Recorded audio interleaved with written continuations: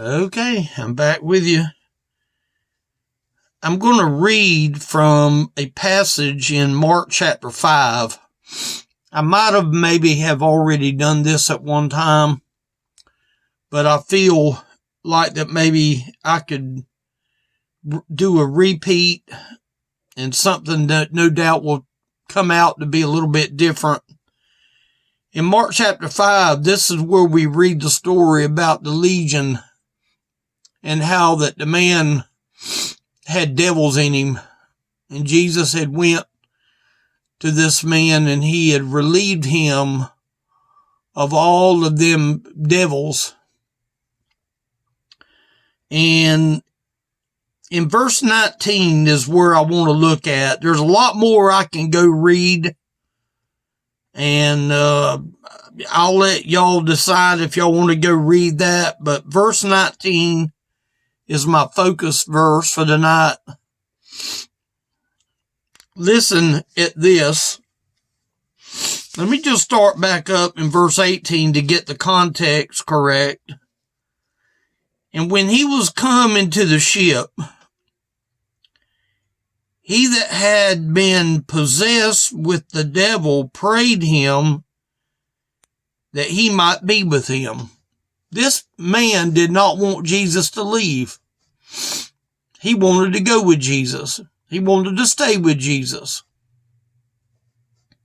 But what did Jesus tell him in verse 19? Howbeit, Jesus suffered him not, meaning he didn't allow him to get on the boat. You know why he didn't allow him to get on the boat? Because he had a home. He had a place to go home to. He had a place that he could go to. He didn't have to live in the tombs anymore. If you look back up to verse 3, it says, who had his dwelling among the tombs. Nobody could bind him. He was a royal case. But the reason that Jesus suffered him not, but he saith unto him, now these are the red letters, go home. Go home. Sometimes we get dogs in the yard and we'll holler at the dog and say, go home, go home. Did Jesus do him like that? I think Jesus very well could have just said to him one time, go home to thy friends and tell them how great things the Lord hath done for thee and hath compassion on thee. Not only when you go home to see your family.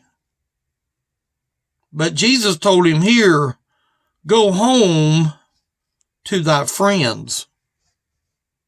I've got family that is friends. I've got a mother that's a friend. Got brothers that are friends. I've got friends, but I've got family too.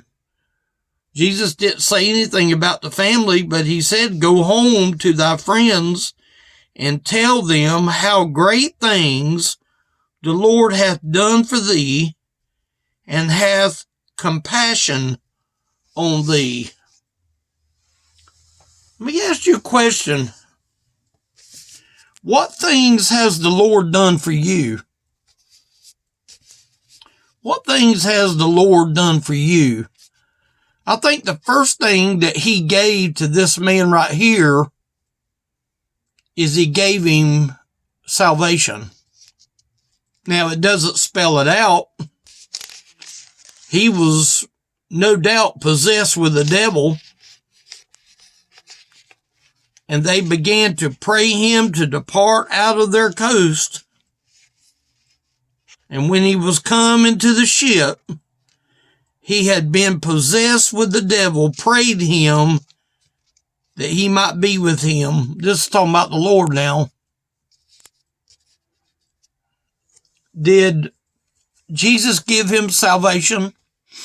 He was changed. Let's put it that way. He was definitely changed.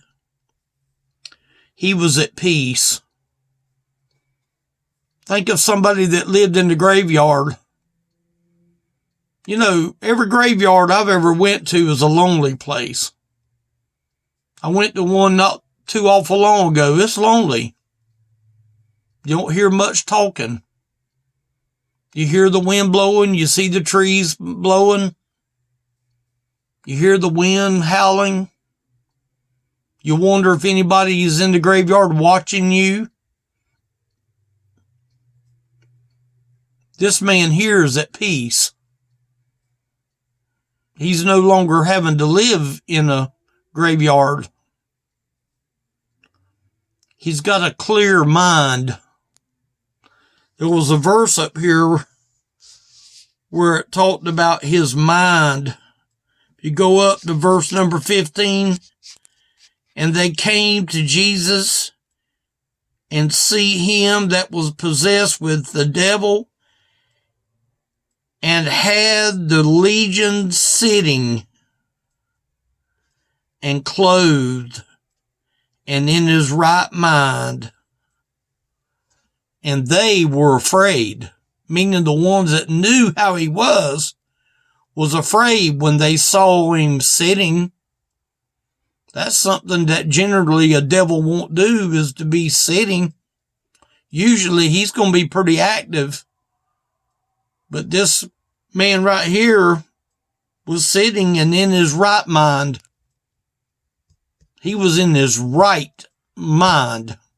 Who gave him that right mind? He had a clear mind. You didn't have to wonder about him where his mind was. He had a clear mind. This man had joy the first time in his life. Maybe in his young life he didn't have them demons. But now he's got a life of joy.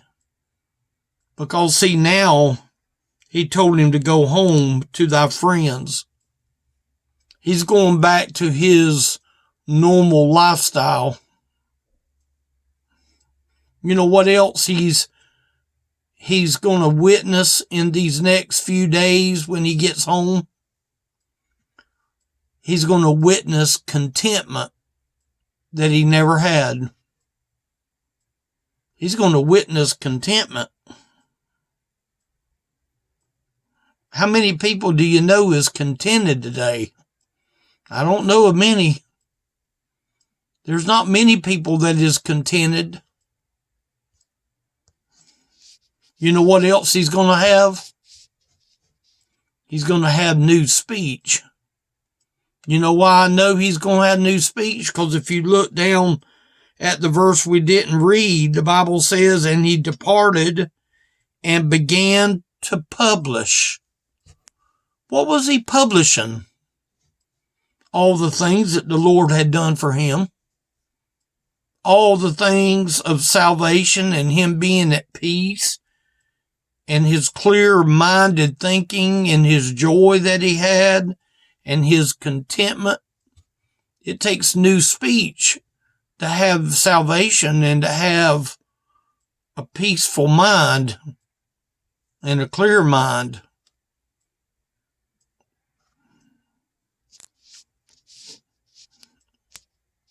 He experienced compassion. You see that right there? And had compassion on thee. He wanted that man to share with them, the family and friends, the people he was going home to, tell them about the compassion that I had on thee. Why would he tell him about and hath compassion on thee? Because Jesus wanted to have compassion on his family and his friends. His life would be forever changed. So his compassion, no doubt, is going to be witnessed to some of his other friends and family that he's going to be around. The bottom line is this man here has a new type of life. He might have lived this life back 20 or 30 years before, but because of them devils that kept coming and coming and coming and making his life a living hell, now he has a new type of life. He has a life that is a life of joy. Just a simply life of joy. He hasn't even began to experience it yet, because he's going to get to experience it even more as he goes home. He says here how great things Jesus had done. Great things. See, I titled mine, what is the things that God has done for you? No, what is the great things that God has done for you? The first thing, he should have given you salvation. That's the main thing. All the rest of it wouldn't have happened had there not been salvation. You know what you get when you get real, true salvation? You get a testimony. How many people are scared to death to share the testimony? You know why? Because they've never been taught to do it. They don't ever see the reason to do it. They don't understand the reason to share your testimony. They don't even know. A lot of people don't even know about the new type of lifestyle in the new testimony because they have never been encouraged to be able to share their testimony. It behooves me how that a person that is truly born of the Spirit of God doesn't have no desire to share the good things that God has done. I do not believe this man here had a problem publishing his new testimony. You know why he didn't have a problem with it? He had an inward change. A lot of people just want an outward change. An inward change changes everything. An inward change. That's what people need today. People need an inward change today. Has salvation come to you? How many people don't even know how to answer that question? Has salvation come to you? I remember when it came to me. It's not been all that long ago. 13 years ago. I'm 62 years old. I was probably about 48 years old. It's the best thing that he ever did in my life. Will I ever forget the day or the hour? I maybe could forget over a period of time. But I'm glad that God doesn't forget the hour. Have you told anybody?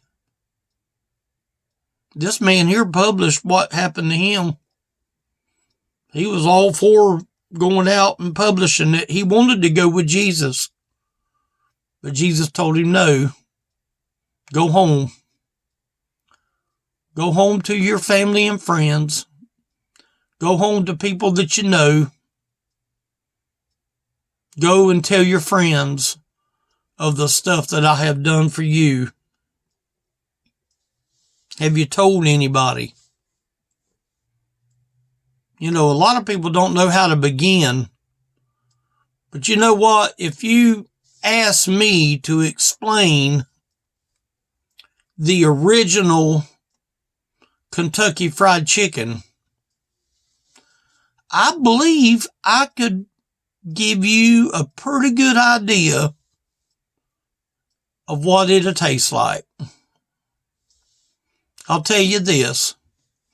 The original Kentucky Fried Chicken is better when the pieces of white meat is not huge. The medium size. Because the coating sticks on that meat better.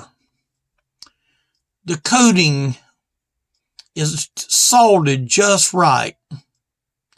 It's just a little hard enough that when you take a bite of white meat, it doesn't peel the skin off. You want it hot. You almost want it so hot that you can't put your mouth on the piece of chicken. You start with the edges and you work around the edges. And you need paper towels because the oil is going to drip ever so slightly on your clothes. I hope this is making you where you want some Kentucky Fried Chicken. That's the same way salvation should be. That's the way a testimony is shared. You begin to start talking up how good God is. You begin to talk it up. The more you talk it up, the more saltier it is, the more good it is, the better that it is. The bottom line of what I'm saying in this story right here tonight is this man here changed. This man here changed. He was tired of living in the cemetery. He was tired of that lifestyle. He didn't enjoy that lifestyle. He didn't enjoy it. How about you? You know, there's people that don't live in the cemetery today. I have a feeling that there's a lot of people that are living in places worse than the cemetery. They might be in a $300,000 home that doesn't know Jesus. And I'm saying that $300,000 home is not going to give you salvation.